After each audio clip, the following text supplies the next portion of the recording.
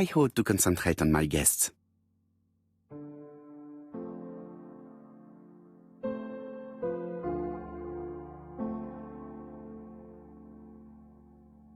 I ought to concentrate on my guests.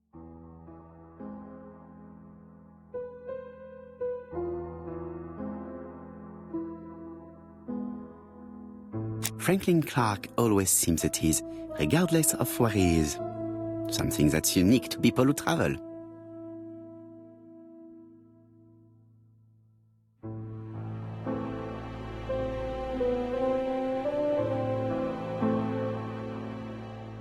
Sometimes I love a brunette, sometimes I love a blonde.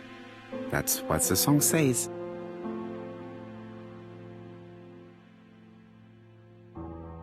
The song says, sometimes I love a blonde who comes from Eden by way of Sweden. But I am not sure that this blonde is an angel.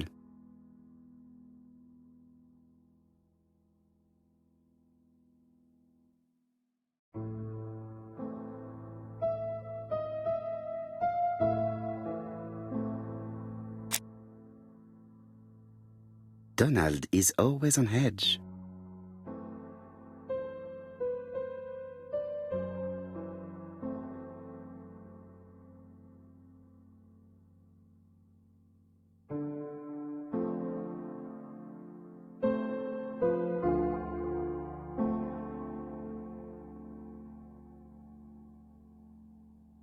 Leave me alone.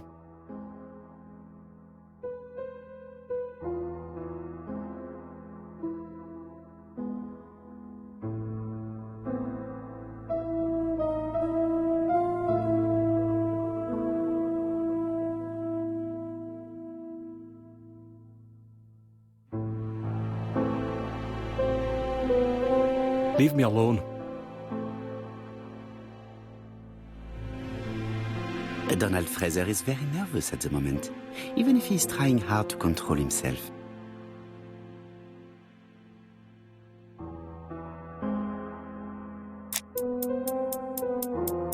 She appears to have taken more care with her appearance than the last time.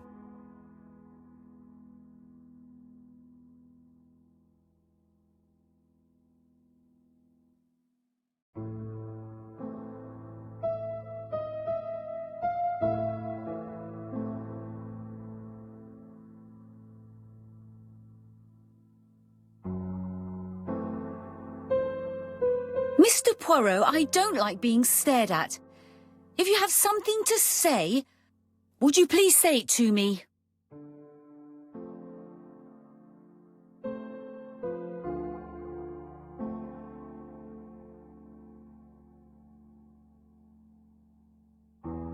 She's looking at Mr. Fraser out of the corner of her eye.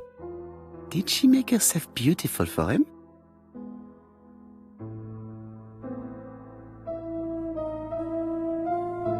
I wish to thank you all for coming. I wanted to bring everyone close to the victims here in order to unmask the murderer. Get to the point, Mr. Poirot. What do you want from us?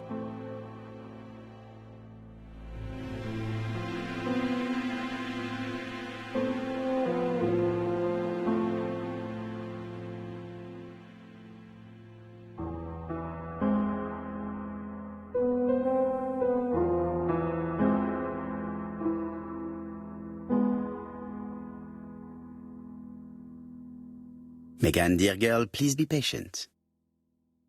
Mr. Poirot, how dare you address me by my first name? Please excuse me, mademoiselle. What I ask is that you search your memories. The murderer must have left some trace. Yes, he must have prepared his crimes very carefully. Tout à fait. He did not get to Bexhill at midnight in order to strangle a young girl whose name, by chance, starts with P. Must we go into that?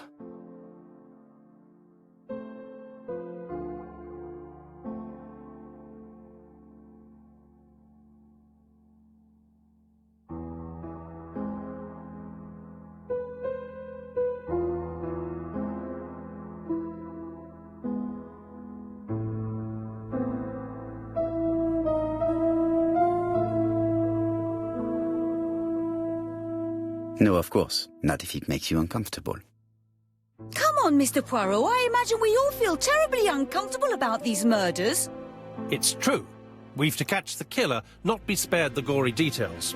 Mr. Fraser, please get a grip on yourself. Well, I want to help you, but I don't remember anything else. Nothing I haven't already said. And you, Mademoiselle Barnard, did your sister say she was seeing another man? She never would have told me.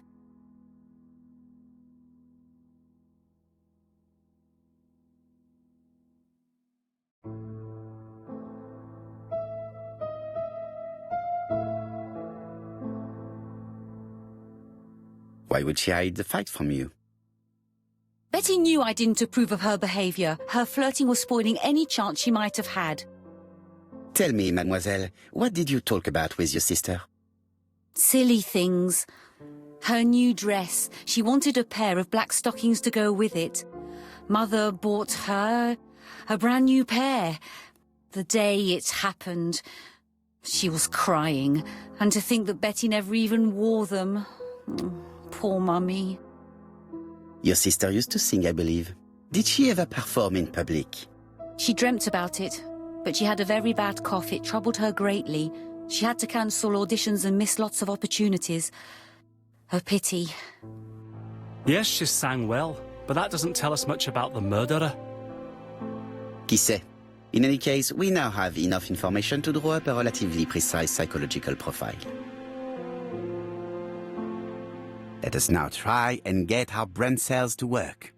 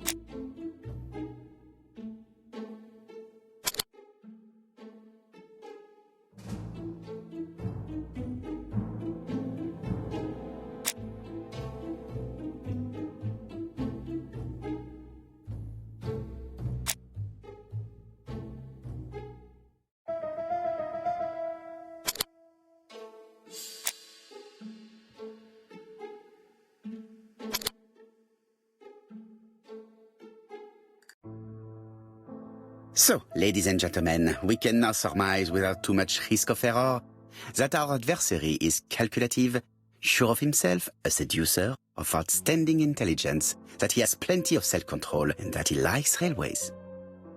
It's a good start. Other meetings may be necessary. I hope that you will be able to come back again. Well, it's just that...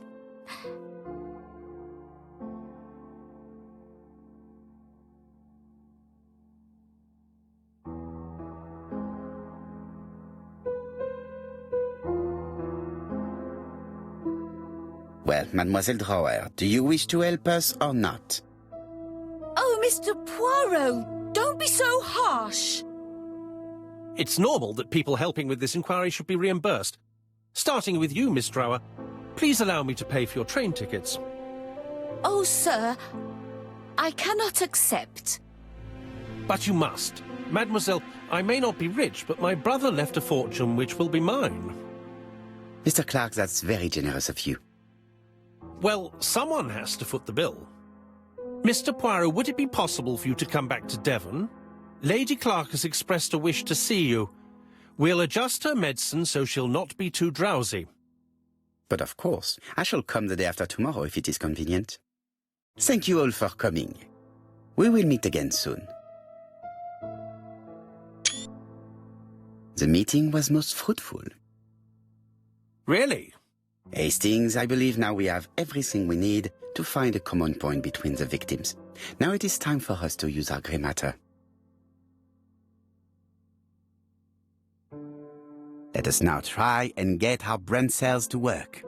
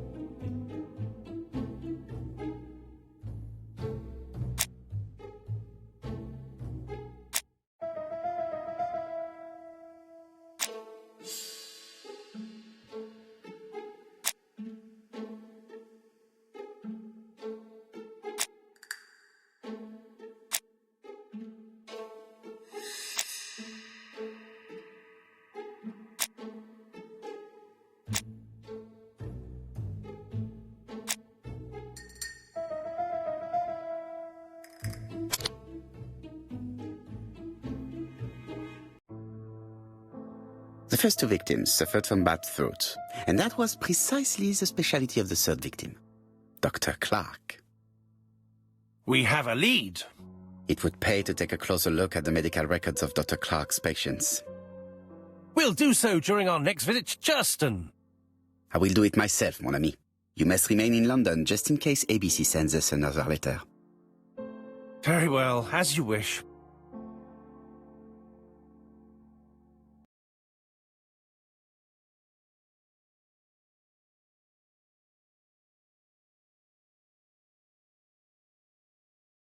Thank you for coming, Mr. Poirot. Lady Clark is waiting for you in her bedroom on the first floor. Please excuse me, I cannot stay for the interview. I've to take Miss Gray to the station to see our lawyer in Torquay.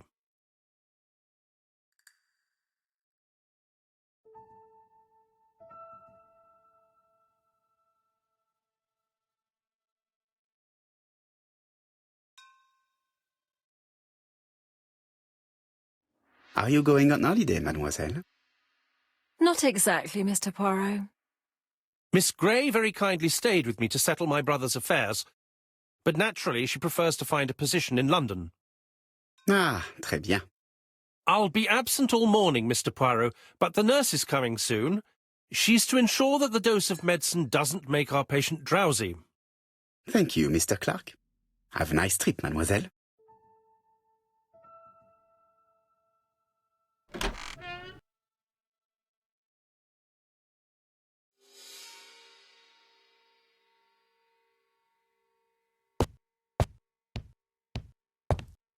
It is not the right time.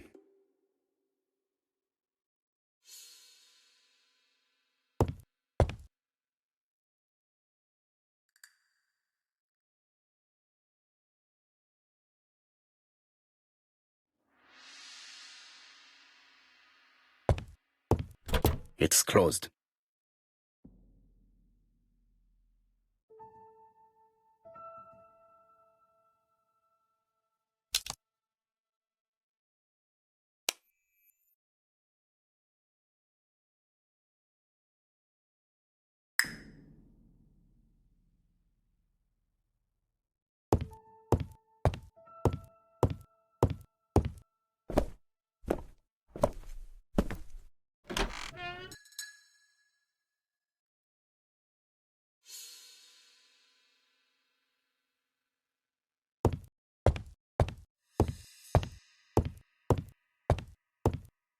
It would be rude to make Lady Clark wait any longer.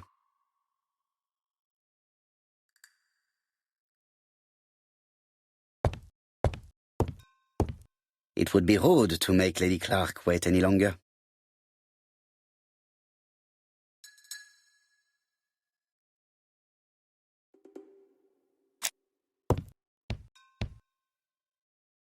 This poor woman is very ill.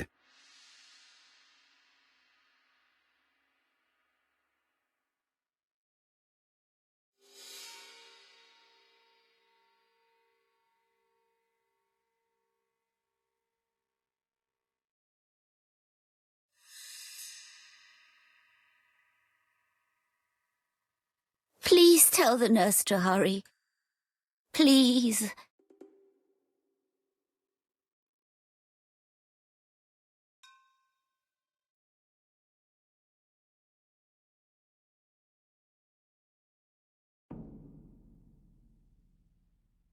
This woman is suffering. She is in no state to have a conversation.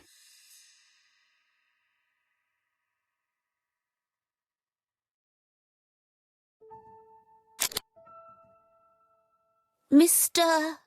Poirot? My respects, madame. Thank you for coming. Thank you. Have you seen the nurse?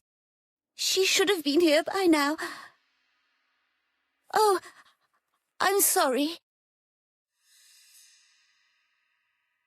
The telephone in the hall is ringing.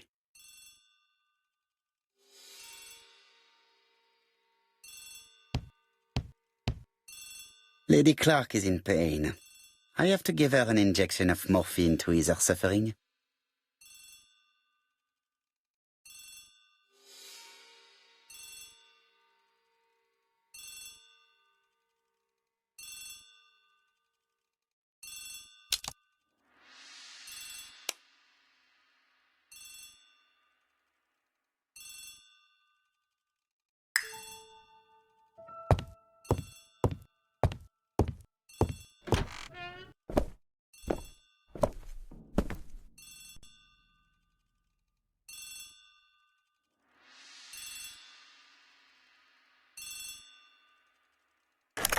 The Clark residence. Detective Hercule Poirot speaking. How do you do, Mr. Poirot? I'm Lady Clark's nurse. I wanted to let you know that I won't be able to come for her injection today. Might Miss Grey be able to do it? She has just left, but I will take care of it. Thank you. That's very kind of you. You'll find the skeleton key to open the medicine cabinet hidden in the lion trophy. You can count on me. Au revoir, mademoiselle. Oh, thank you kindly. Goodbye, Mr. Poirot.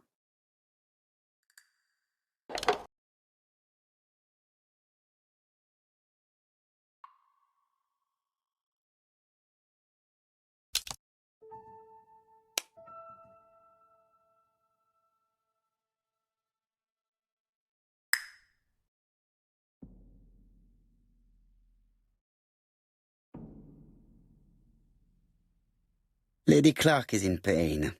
I have to give her an injection of morphine to ease her suffering. Lady Clark is in pain.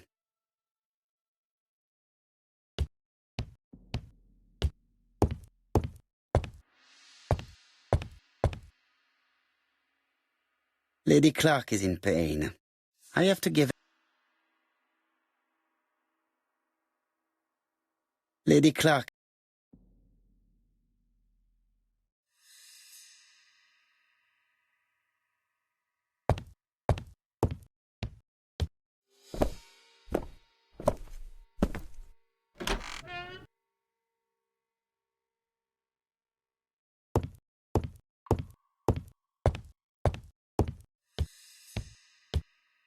Lady Clark is in...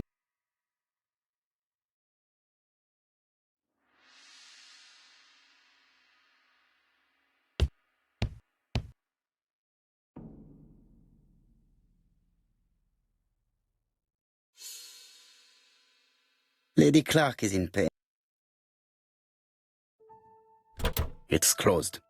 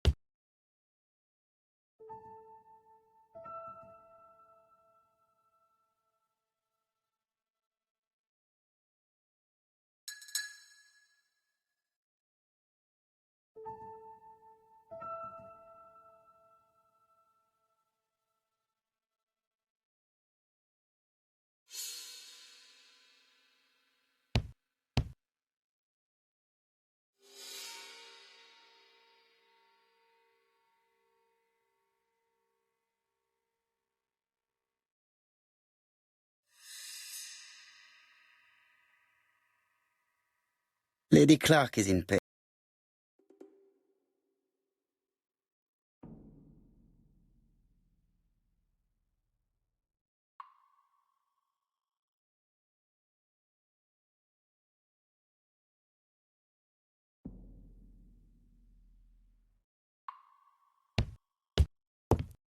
Lady Clark is...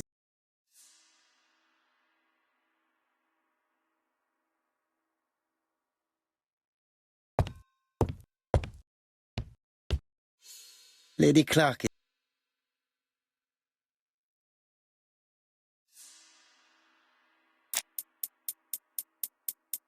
This woman is suffering. She is in no state to have a conversation.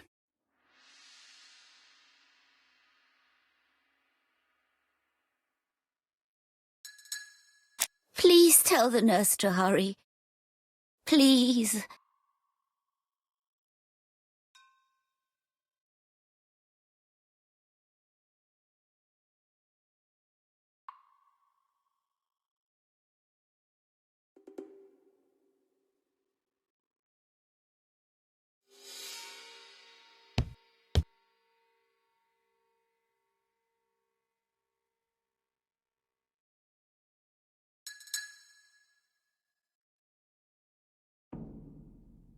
It's closed.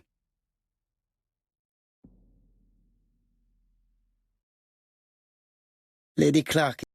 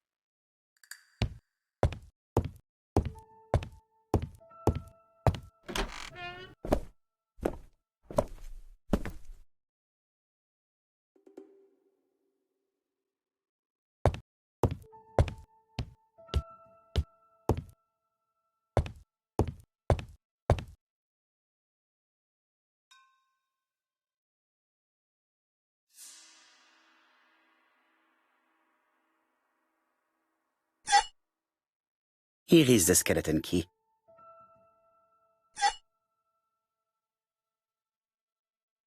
April 1925, Aceh Province, Sumatra.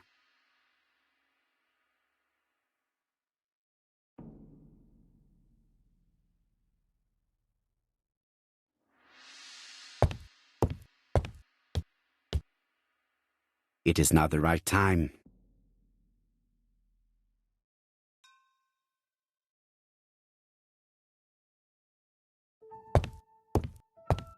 Lady Clark is in.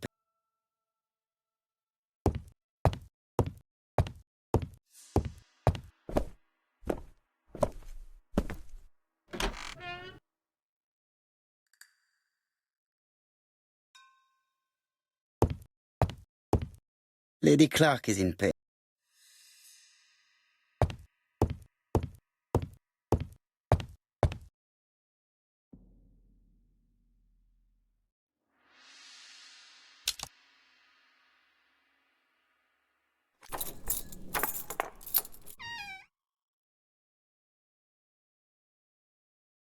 Ah, Mr. Poirot. Ah, I feel better now. Thank you for your help.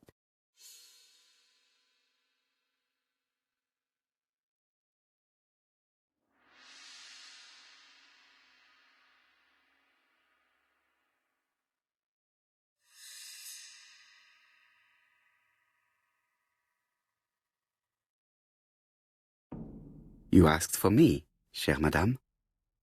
Yes, yes, of course, I wish to speak with you. But what was it about? No doubt. You wish to talk to me about what happened to your husband? Ah, yes. Oh, poor Carmichael. Has the madman who killed him been caught? Not yet, chère madame. There was a great many people in Cheston on the day of the murder. Indeed. People go straight to the beach. They don't come near Coomside. So, there were no strangers around the house that day? Who said that? The people who live here. Your brother-in-law, Miss Gray. Miss Gray? Oh, I don't like her. Franklin wanted her to stay, but I insisted she should go immediately. You are entitled to do so, naturally. I'm pleased that you approve. The others have been taken in by her. But at least you can see through that self-pity act. See what she's up to. Oh.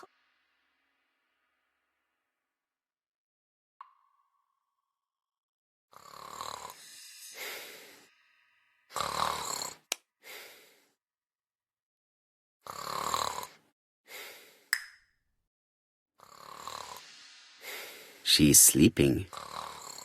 I must find a way to wake her up gently. She is sleeping. I must find a way to wake her up gently.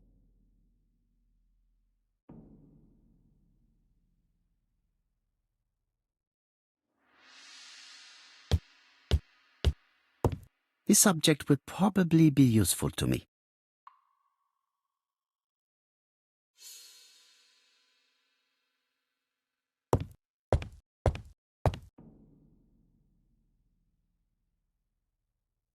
This subject would probably be useful to me.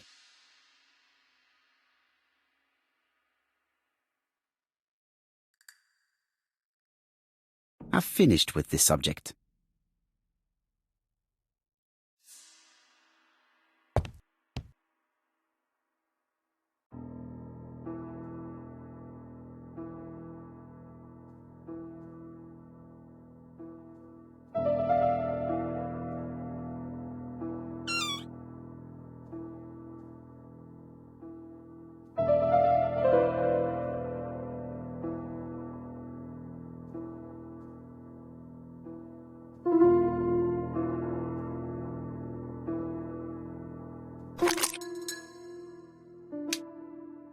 I hope that Hastings will not be cross with me.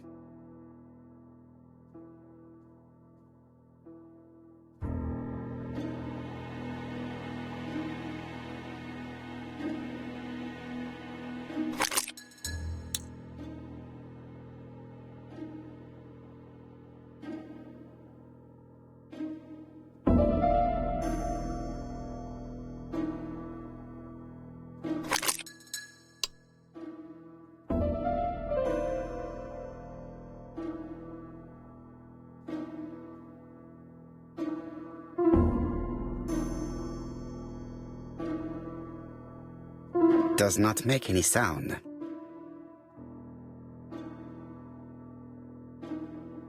Does not make any sound.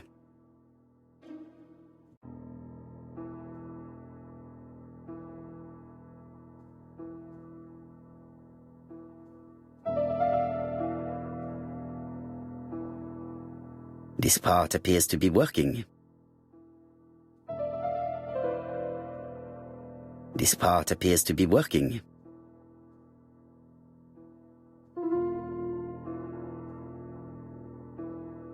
This part appears to be working.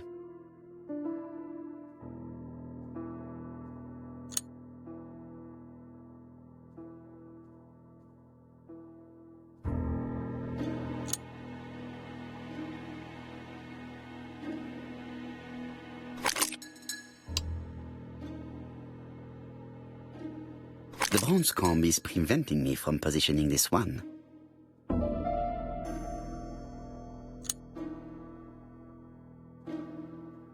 This is where the combs go.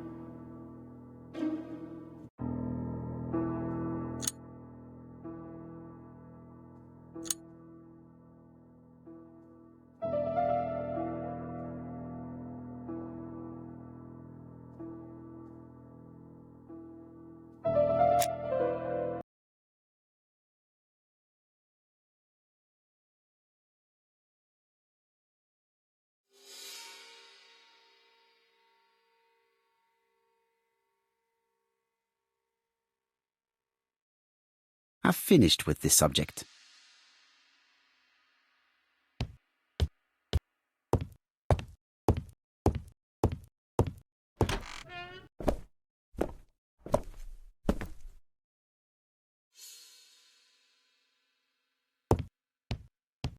I must find a way to wake her up gently.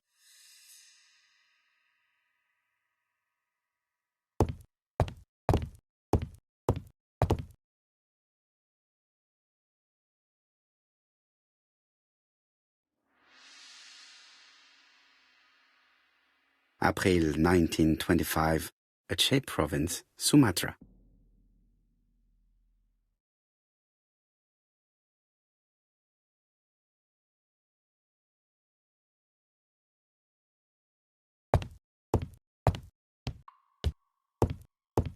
I must find a way to wake her up gently. I must find a way to wake her up gently.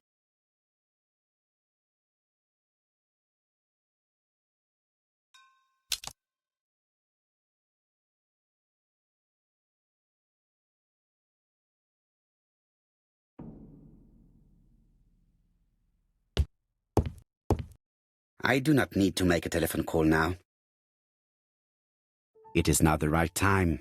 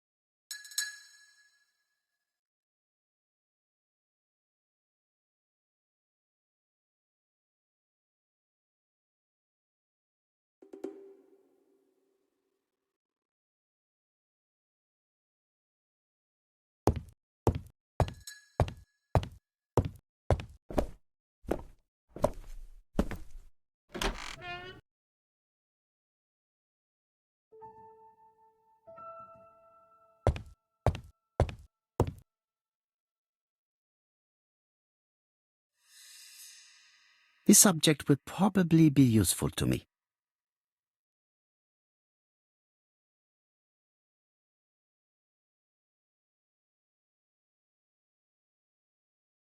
This couple appears to be having fun.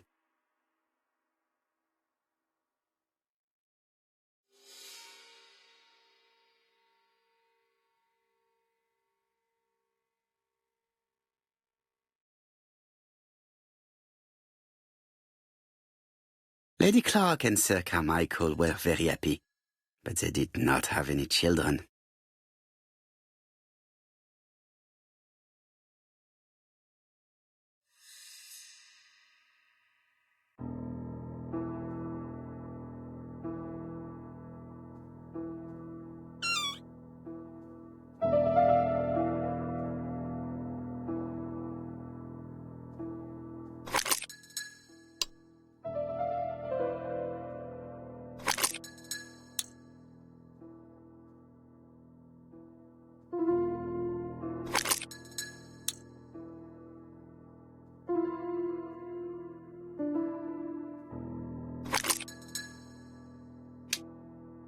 I hope that Hastings will not be cross with me.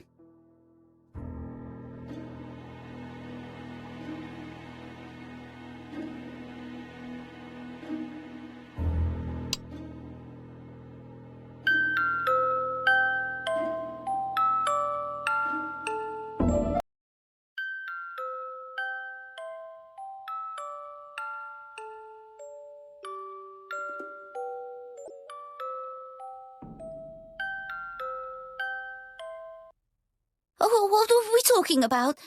Ah, yes, Thora Grey. Oh, Carmichael had great esteem for her, but for me she was nothing but a hypocrite.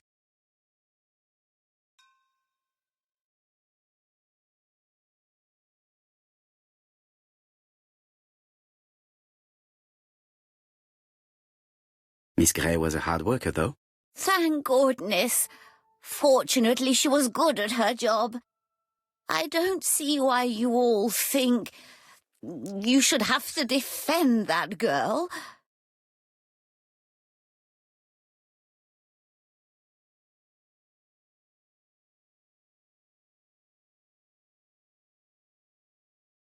You are very harsh. Do not forget that the girl is an orphan. Yes, and she used the fact to get around men. Take Franklin. He's fallen for her sweet-talking charms. Oh, he's a lovely boy, very plucky and sure of himself. But so naive. Oh, when it comes to women.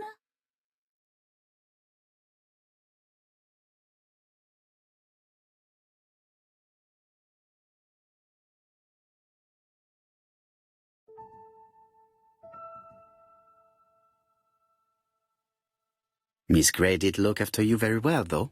Outwardly. But she's hiding something. I think she tried to poison me. Miss Grey?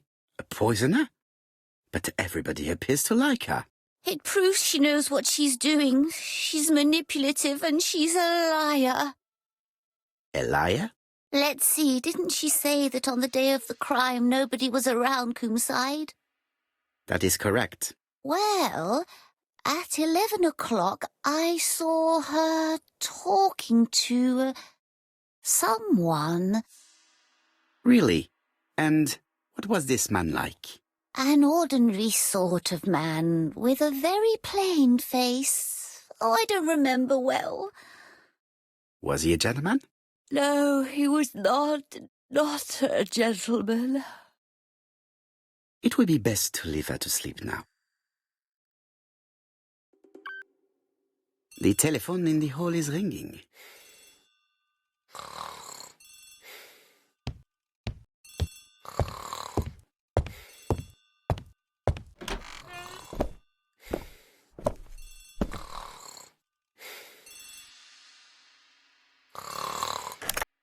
Hello?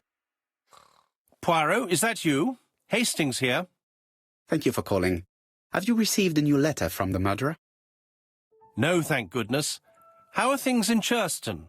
I questioned Lady Clark, but I will not leave until I have examined everything of interest to me here. Fortunately, Franklin is absent, and I have a skeleton key. Have you seen Thora Grey again? Briefly. But rest assured, I intend to summon her to London soon. She's a fascinating girl. But secretive. I would like to ask her a few questions. Poirot, she wouldn't hurt a fly. Each to his own, my friend. Yours are pretty orphans, mine old ladies that have the maladies. Poirot, are you mocking me? No ill intended, rest assured. À bientôt, mon ami.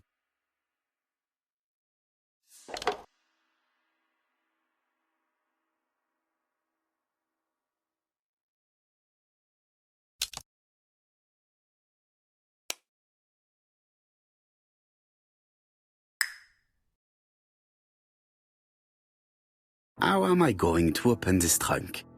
Let us examine it.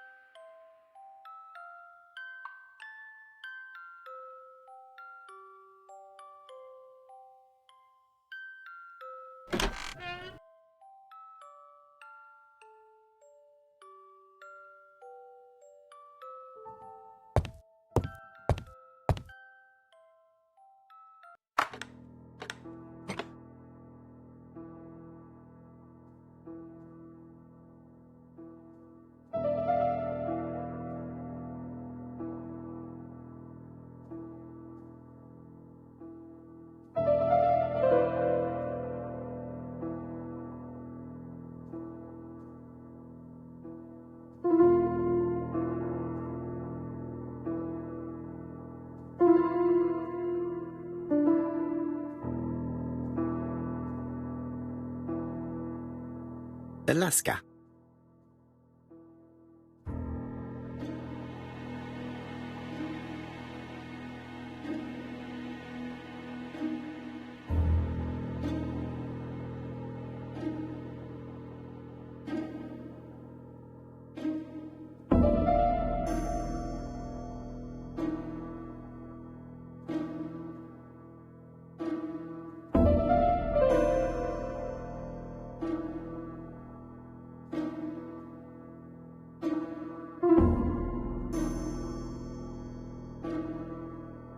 South Africa?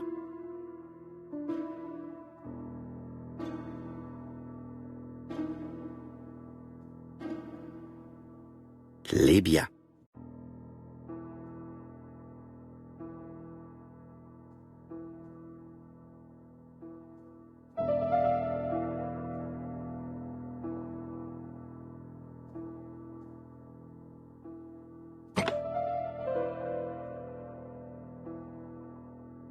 I must need something to continue.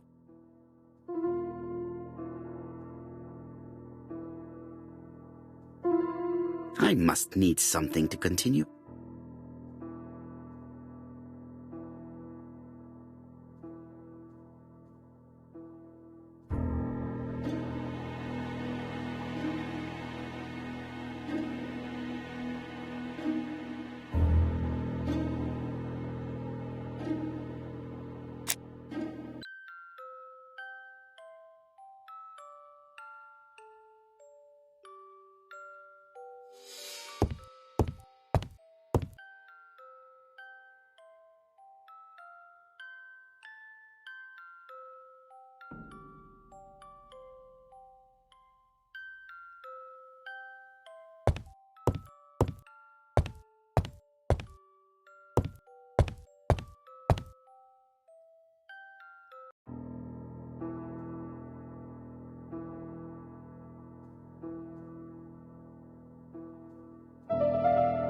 Four Chinese symbols are engraved on this padlock.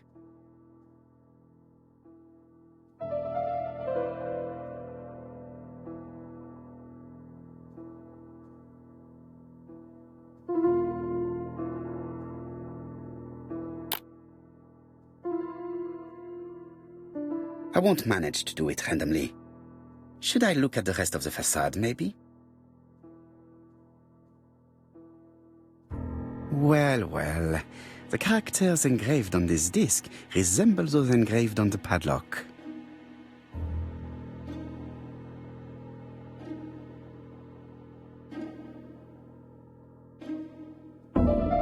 Like this character appears to be the right way round.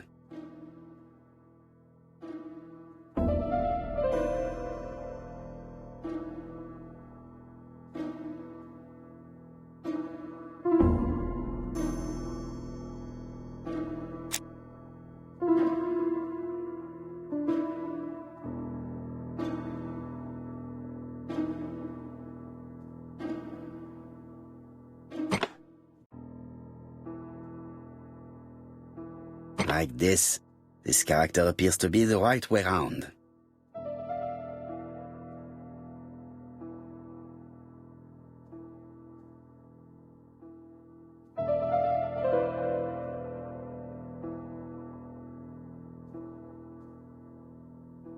That's it.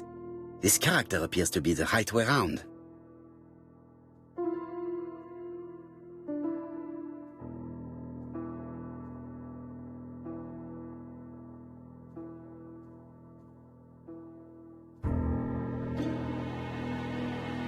Like this character appears to be the right way round.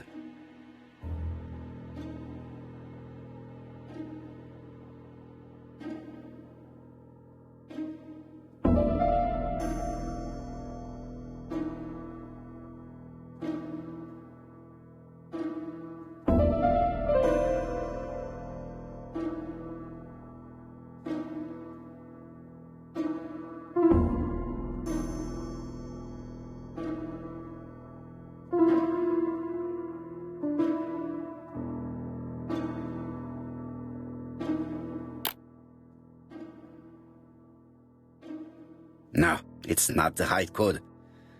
Let us check the Chinese characters again.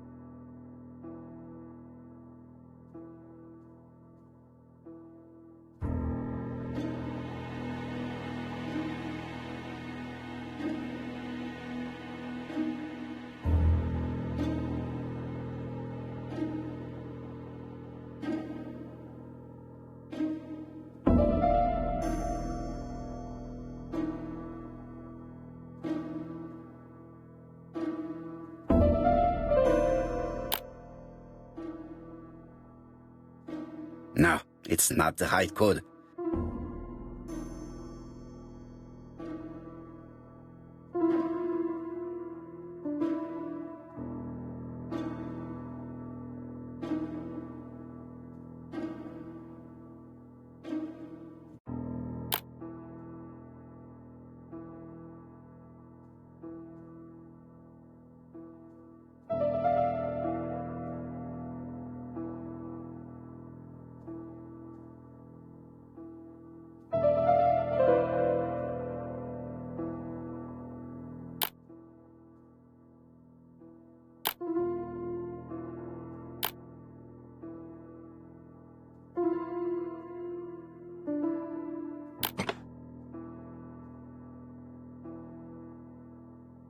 At last, the cupboard is open.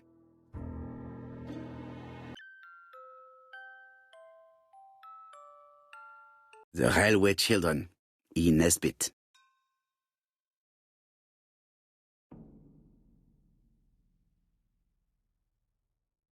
For Franklin, Und Effie's Christmas, 1910.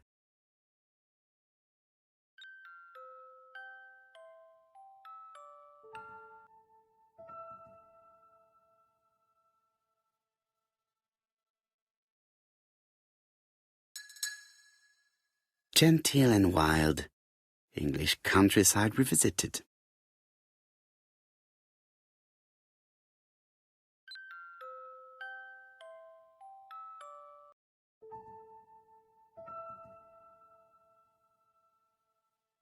Traveling in China, a practical guide for English travelers.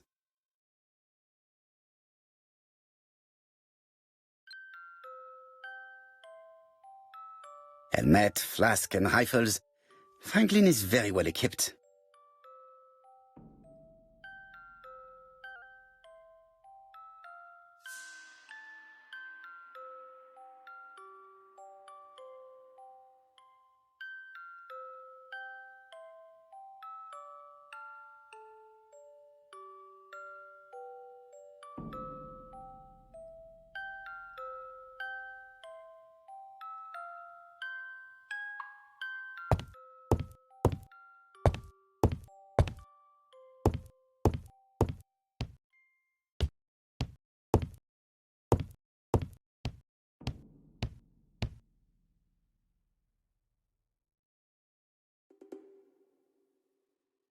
Franklin appears to be very active.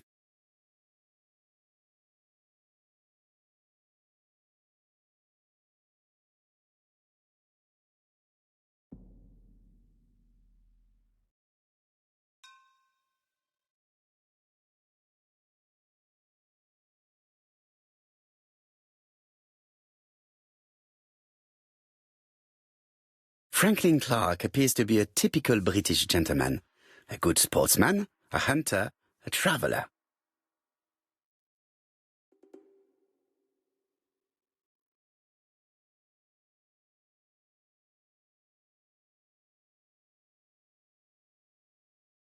February 1922, South Africa.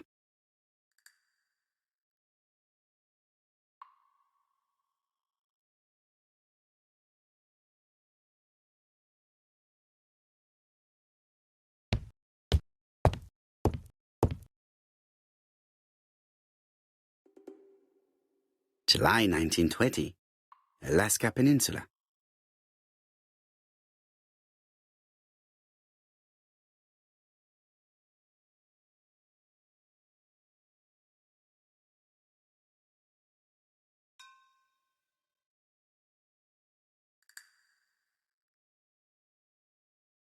Franklin Clark appears to be a typical British gentleman, a good sportsman, a hunter, a traveller.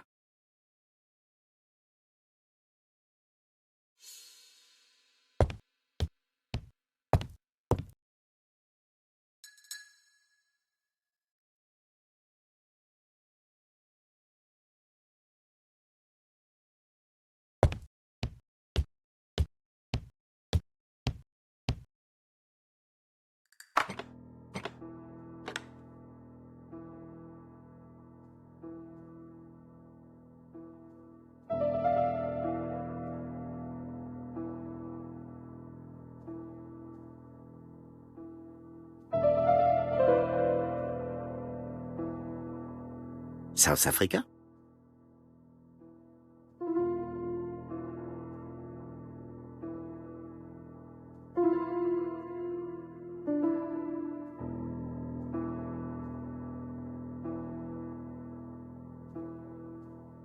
Alaska.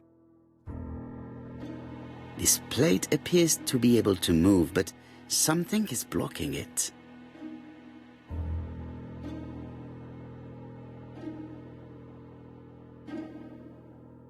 This plate appears to be able to move.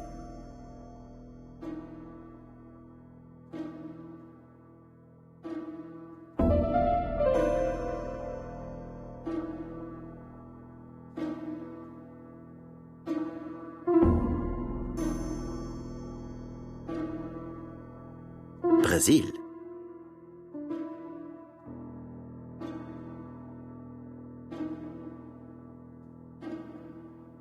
Australia.